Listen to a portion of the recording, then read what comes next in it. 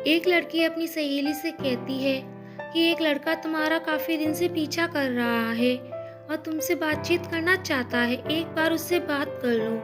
लड़की इग्नोर कर देती है। लगभग 2 से ढाई महीने का समय बीत जाता है। वही लड़की फिर से रिक्वेस्ट करती है, कहती है एक बार बात कर लो।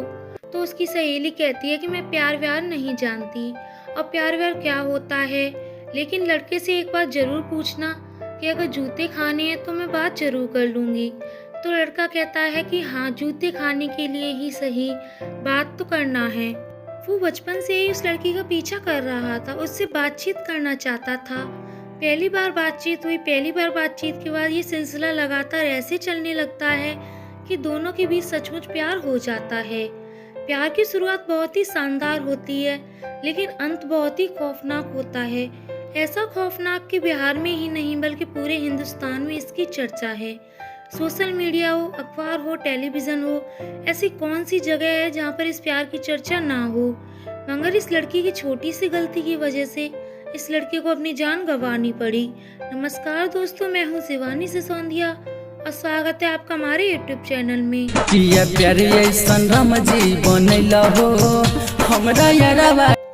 जो सच्ची घटना मैं आपको बताने जा रही हूँ वो सच्ची घटना है बिहार प्रदेश का एक जिला अररिया और इसी जिले के एक थाना लगता है रानीगंज। यहाँ पर हरसाई पंचायत का गांव है बड़ोआ। हम बात कर रहे हैं 5 जुलाई 2022 की।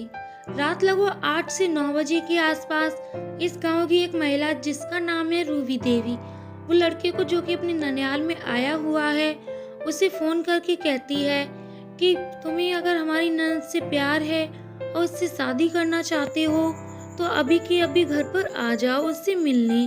तो छोटू खुश हो जाता है और छोटू कभी कभार उस लड़की से बात किया करता था। तो वो सीधा कुछ घंटे बाद यानी 12-1 बजे उसके घर पे पहुंच जाता है और जैसे ही वह आता है तो ये रूबी देवी उसको कमरे में बंद कर देती है और बाहर से कुंडी लगा देती है। कहती है तुम यहीं इंतजार करो, मैं अभी अपनी ननद को लेकर आती हूँ। अब वो इंतजार कर रहा है कमरे के अंदर बैठा हुआ। दूर दूर तक कोई नजर नहीं आ रहा है। बहुत ही शांति छाई हुई है, ऐसी शांति जैसे तूफान से पहले की शांति होती है। जो आरती यादव उसके एग्जाम चल रहे हैं और आरती यादव ने अपने एग्जाम में अच्छे नंबर लाने के लिए, अच्छे अंक लाने के लिए रात 2:30 बजे का अलार्म लगाया हुआ था। रात के 2:30 बजते ही अलार्म बजने लगता है और आरती यादव जाग जाती है और अपनी आंखें मलते हुए सीधा टॉयलेट की तरफ जाने लगती है। लेकिन तभी उसकी नजर दूसरे कमरे की तरफ जाती है जिसकी लाइट चली हुई है और वो विंडो के पीछे कोई लड़का दिखाई दे रहा था। वो लड़का कोई और नहीं बल्कि उसका प्रेमी था, जिस पर वो जान छिड़कती है, जिसको इतना प्यार करती है अपनी जान से भी ज्यादा। ये वही लड़का है जिस लड़के को आरती ने साफ साफ ये बोल दिया था कि बात करोगे तो जूते खाओगे। लेकिन बात जूतों की बात से शुरू हुई थी और इन दोनों के बीच इस कदर प्यार होता है कि एक दूसरे के साथ जीने मरने की कस्में खा चुके थे। ना तो लड़के ने अपने माँ बाप से ये बात कही थी कि मैं उस लड़की से शादी करना चाहता हूँ, और ना ही लड़की ने कभी भी अपनी फैमिली से बात बोली थी कि मैं उस लड़की से प्यार करती हूँ और उसी से शादी करूंगी। प्रेमी को उस बंद कमरे में देखा तो उसकी आंखें तब तक तो मली हुई थी, नींद में थी, लेकिन अचानक से तेजी से खुल गईं और वो जोर से भागते हुए उसके पास आई और बोली, छोटू तुम यहाँ क्या कर रहे हो? तुम जानते नहीं हो कि ये लोग तुम्हें जान से मार डालेंगे, तुम्हारी जान को कितना खतरा है। लेकिन छोटू कहता है, नहीं तुम नहीं जानती, तुम समझ नहीं रही हो, तुम्हारे घर वाले बहुत अच्छे हैं। तुम्हारी भाभी का मेरे पास फोन आया था, वो कह रही थी कि वो तुम्हारी शादी कराना चाहते हैं मेरे साथ और मैंने भी हाँ कर दी शादी के लिए। बस इतना कहना था। वो लड़की यहाँ से दौड़ते हुए भागते हुए छोटू के मामा के घर जाती है। रात के लगभग 2:30 बजे अपने प्रेमी के मामा के घर का दरवाजा खटखटाती है, जोर जोर से आवाज लगाती है, मामा जी जल्दी बाहर निकलो, छोटू की जान को खतरा है। मामा जी काफी आवाजों के बाद बाहर निकले और उन्होंने नींद में होने के कारण नींद में डूबे हुए थे, तो उन्होंने कह दिया परेशान मत हो, सुबह बात करेंगे, कोई खतरा नहीं है। बस उन्हें डराने के लिए, धमकाने के लिए कमरे में बंद किया होगा। लेकिन आरती को बिल्कुल भी यकीन नहीं था। आरती बार बार चीख चीख कर कह रही थी, चिल्ला रही थी, रो रही थी गिड़गिड़ा रही थी, बोल रही थी, मामा जी उसको बचा लो, वो मार डालेंगे। इससे पहले कि वो घर आती, ये लोग, जिसमें क्या आरती के पिता धीरेन्द्र यादव, भाभी रूबी देवी, भाई रविकांत यादव, बहनोई पवन यादव, मनोबंद जानकी नगर कोनिया का रहने वाला, जो कि इस कमरे में जाते हैं। कमरे में जाने के बाद पवन यादव उस लड़की से सबसे पहले एक सवाल करता है कि क्या तुम मेरी साली से प्यार करते हो, इससे शादी करना चाहोगे? तो छोटू मुस्कुराते हुए, शर्माते हुए, नजर झुकाते हुए कहता है, हाँ मैं उससे प्यार करता हूँ, शादी भी उसी से करूँगा। बस इतना ही कहना था। उसके बाद ये सब लोग उस पर टूट पड़े। उस लाठी डंडे बहुत बुरी तरह मारने लगे। जो हाथ आ रहा था उसी से मार रहे थे। जब आरती दौड़ते हुए घर में आती है, चीखों की आवाज सुनने के बाद आरती बचाने की अपील करती है, तभी आरती को पकड़ा जाता है और दूसरे कमरे में बंद कर दिया जाता है। इधर आरती चिल्ला रही है उसको बचाने के लिए, उधर वो चिल्ला रहा है बचने के लिए, अपील कर रहा है, लेकिन वो लगातार उसे मार रहे हैं, पीट रहे हैं। लगभग 2:45 से उन्होंने मारना स्टार्ट किया था और मारते ही रहे। और आरती अंदर से चिल्लाती रहती है, अपील करती रहती है। चिल्लाने की आवाजें अब लगभग पूरे गांव में ही फैल चुकी थी, लेकिन मामा अभी भी यकीन नहीं कर रहा था। 4:30 बज जाते हैं, 4:30 बज चुके थे जब यहाँ पर भीड़ जमा होती है। अब वहाँ पे भीड़ में से तभी कोई व्यक्ति मोबाइल देता है, यानी कि आरती के हाथ में मोबाइल देता है। और आरती सबसे पहले फोन करती है इस लड़के के पिता यानी कि उमेश यादव और उसके बेटे जो कि छोटू यादव के दूसरे भाई को, और फोन करती है और कहती है जल्दी से घर आ जाओ, ये लोग उसे मार डालेंगे, बहुत ही बुरी तरह मार रहे हैं, लाठी से डंडों से मार रहे हैं, जो हाथ आ रहा है उसी से मार रहे हैं। वो चीख रहा है, बचने की अपील कर रहा है। देखो चीखने की भी आवाजें मोबाइल पर आ रही होंगी। तो उमेश यादव भी बचकानी हरकत करते हुए दौड़ता हुआ अकेला आ जाता है। अकेला आने के बाद वो उनसे अपील करता है। उनकी आंखों के सामने अपने बेटे को पिटता हुआ दिख रहा था। उसका बेटा खून से लहूलुहान हो जाता है, लथपथ हो जाता है। बॉडी से ऐसा कोई पार्ट नहीं बचता जिस पर डंडों से, लाठी, जूतों, थप्पड़ों से मार नहीं पड़ी हो। वो लोग उसकी एक एक नखून को खींच रहे थे, निकाल रहे थे, ऐसे जैसे पुलिस किसी को 3rd डिग्री देती हो। यहाँ जब इसकी अरसत पूरी हो जाती है और वो लड़का पूरी तरह से बेहोश हो जाता है, तो ये लोग शांत पड़ जाता है, उसकी चीखें शांत पड़ जाती हैं। और पीटते समय वो पानी की भी अपील कर रहा था, लेकिन पिता करता तो क्या करता, क्योंकि दरवाजा भी अंदर से बंद था और वो लोग उसे पीट रहे थे। दरवाजा खोलकर वो चले जाते हैं, दरवाजा बंद कर देते हैं। इसी बीच गांव से कुछ लोग आते हैं, यानी भरमाड़ा गांव के लोग। रहड़िया गांव इस छोटू का मूल गांव है, जो कि अपनी ननिहाल में था। ननिहाल में ही उसकी प्रेमिका की भाभी ने धोखे से बुला लिया था। ये कमरे के अंदर होता है, दरवाजा खुलता नहीं है। तब गांव के कई लोग दरवाजा तोड़ने की कोशिश करते हैं और तोड़ देते हैं। उधर जब इसे पीट पाट कर जब चले जाते हैं, थक जाते हैं, तो सीधा पहुंचते हैं आरती के पास और आरती से पूछते हैं, क्या तुम इस छोटू से शादी करना चाहोगी? यानी इतनी ज्यादा मारपीट सब कुछ करने के बाद फिर आरती से पूछा जाता है कि आरती तुम शादी करोगी तो क्या? तो आरती कहती है, हाँ मैं छोटू से शादी करूंगी।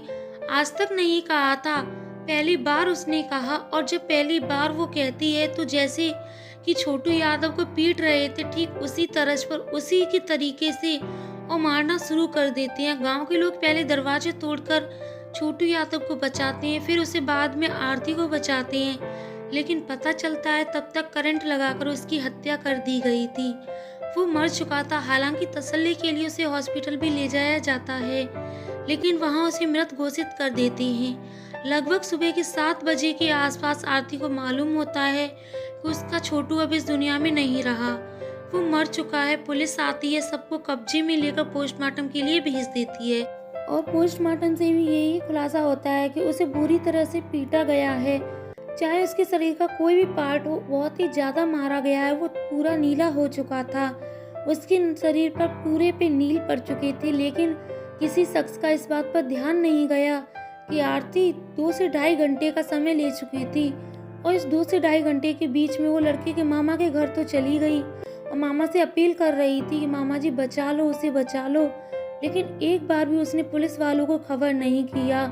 और वो अगर फ़ोन कर देती। रानीगंज थाने की दूरी बेशक ही दूर थी, लेकिन पुलिस सूचना मिलते ही कहते हैं ना कि जैसे ही कंट्रोल रूम को फ़ोन किया जाता है तो पुलिस 5 मिनट में पहुंचने का दावा करती है। तो इस आरती का मोबाइल फ़ोन भी उस वक्त छीना गया था जब मामा जी के घर से वापस अपने घर पर आई हुई थी। अगर इस बीच ये आरती पुलिस वालों को फ़ोन कर देती और बुला लेती, कहती कि उसका जो प्रेमी है छोटू यादव, उसे मारा जा रहा है, वो मर जाएगा, क्योंकि उसे पूरी तरह से अंदेशा हो चुका था कि छोटू आज बचने वाला नहीं है। बचने वाली तो वो खुद भी नहीं थी। पुलिस की तहरीर के आधार पर मुकदमा दर्ज कर लिया है और कातिलों को गिरफ्तार कर लिया है। बाकी के जो लोग इस घटनाक्रम में शामिल थे उनको भी गिरफ्तार करने की बात चल रही है। और जैसे ही ये खबर अखबार, सोशल मीडिया, टेलीविजन पर वायरल हुई, लोगों को पता चली, तो बिहार में प्यार का खौफनाक अंत कैसे होता है ये लोगों को आज पता चला। ऐसा खौफनाक अंत शायद ही किसी ने सुना होगा या देखा होगा। आरती ने अपनी आंखों से तो नहीं देखा, लेकिन उसने अपनी प्रेमी की चीखों को अपने कानों से जरूर सुना है, जो कि छोटू यादव की आखिरी चीखें थी। बचपन से ही वो आरती को देखता था, क्योंकि वो अपनी नंसाल में नानी के घर पर आता था और उसे प्यार करता। एक दिन उसने उसकी सहेली से कहा, जब वो स्कूल जा रही थी, अपील की कि मेरी एक बार इससे बात करवा दो। और एक ऐसी बॉड लड़की रही है जो किसी से प्यार तो क्या किसी की तरफ देखती भी नहीं थी, और ये हमेशा लड़कों के खिलाफ रहती थी। और आज आरती यादव के बारे में पूरे गांव में चर्चा है। और ये लड़की प्यार व्यार के चक्कर में न जाने क्यों पड़ गई, क्यों उसकी मीठी पीठी बातों में आकर उसको प्यार कर बैठती है। पहले वो लड़कों के खिलाफ होती थी, यही कारण है कि छोटू यादव को जूतों से पीटने की बात करती है। लेकिन जब प्रेमी की हत्या हो जाती है तब वो अपने ही परिवार के खिलाफ हो जाती है, बहनों के खिलाफ हो जाती है और कहती है कि जब तक कि इन लोगों की हत्या नहीं करवा दूंगी तब तक मुझे चैन नहीं पड़ेगा। मैं अन्न पानी सब छोड़ दूंगी, और उन्होंने छोड़ भी दिया, सब उसने त्याग दिया। तो जो 8 जुलाई तक उसने कुछ भी नहीं खाया, और इसकी तबीयत इस कदर खराब हो जाती है कि इसको उपचार के लिए हॉस्पिटल में एडमिट कराया जाता है। हॉस्पिटल में कोई नहीं लाता, बल्कि छोटू के पिता उमेश यादव ही लाते हैं। अररिया में भर्ती कराते हालत गंभीर होती है। उसके बाद इन्होंने पूर्णिया भर्ती कराया जाता है। पूर्णिया में लगभग 5 से 4 दिन तक ये भर्ती रहती है, और किसी ने फोटो खींचकर सोशल मीडिया पर वायरल कर दिया और बोल दिया कि आरती अब मर चुकी है, वो इस दुनिया में नहीं रही।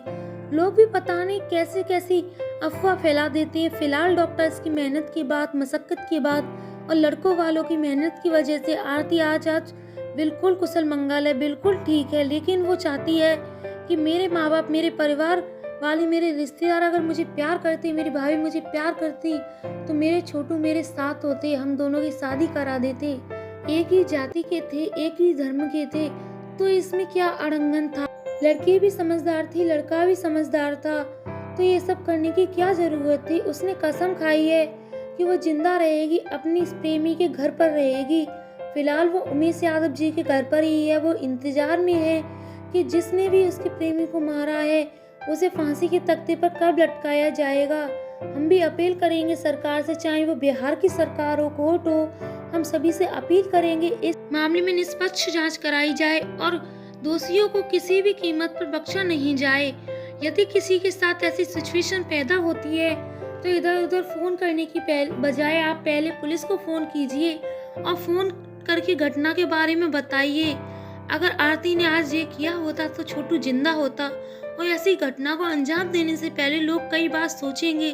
छोटू की जान तो बचाई जा सकती थी अगर आरती समझदारी से काम लिया होता तो। गाइस, इस वीडियो का माध्यम आपको ठेस पहुंचाने का बिल्कुल भी नहीं है। किसी की भावनाओं को हम ठेस पहुंचाना नहीं चाहते हैं। इस वीडियो के माध्यम से हम लोगों को जागरूक करना चाहते हैं कि आपके साथ अगर ऐसा कुछ होता है तो पहले आप पुलिस को इन्फॉर्म करें, उसे सारी घटना के बारे में बताएं, ना कि आप इधर उधर भगदड़ में पड़ें या किसी से हेल्प मांगे। तो ये भी सही रहेगा। दोस्तों, अगर आरती ने कुछ ऐसा कदम उठाया होता तो आज छोटू उसका जिंदा होता, उसके पास होता। दोस्तों, आज के वीडियो में इतना ही। मिलते हैं आपसे अपनी नेक्स्ट वीडियो में। उम्मीद करती हूँ वीडियो में दी गई जानकारी आपको अच्छी लगी होगी। वीडियो को एंड तक देखा है तो वीडियो पे अपना रिस्पॉन्स जरूर दें। और गाइस, हमारे चैनल पर नए आए हैं तो चैनल को सब्सक्राइब कर बेल आइकन प्रेस कर लें। वीडियो अच्छी लगी हो तो लाइक शेयर कमेंट जरूर करें। वीडियो को एंड तक देखने के लिए थैंक यू। पिया प्यार ऐसन राम जी बनैला हो हमरा यारवा के जिंदगी